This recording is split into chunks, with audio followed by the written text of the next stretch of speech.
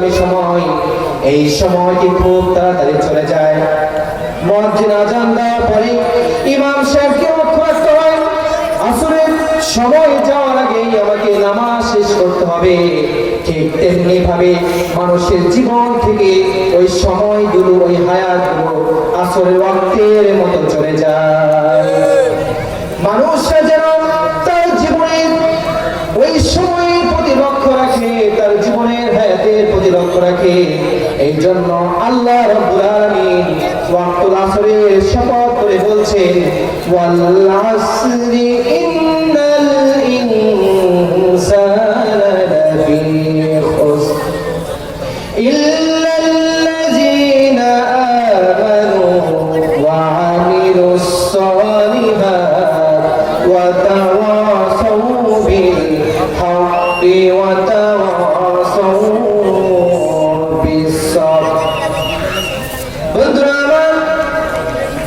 আবার এই আসর দ্বারা যে সকল মুফাসসিরিন কেরামগণ বলছেন, আল্লাহ রাব্বুল আলামিন এই আসর দ্বারা আদ-দাহার যুগের শপথ করেছেন, সময়ের শপথ করেছেন। তারা বলছেন আল্লাহ রাব্বুল আলামিন পুরো সময়ের শপথ করেছেন। এই সময় দ্বারা যদি অতীতকালের কসম করে থাকেন, তাহলে ওই অতীতকালের মানুষরা যারা সূরাতুল আসরের 4টি কর্মসূচি ব্যতীত যারা তাদের জীবনকে পরিচালিত করেছে, তারা ধ্বংস আর সর্বনাশ হয়ে গিয়েছে।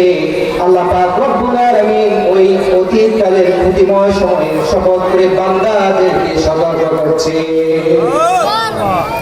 আবার এই শপথ তারা যদি বর্তমান কালের শপথ করে থাকেন, বান্দাদেরকে যে হায়াত দিয়েছেন, যে সময় দিয়েছেন, এই হায়াতগুলো, এই সময়গুলো আল্লাহ রাব্বুল আলামিন সূরাতুল আসরের 4টি কর্মসূচি পালন করার জন্য দিয়েছে।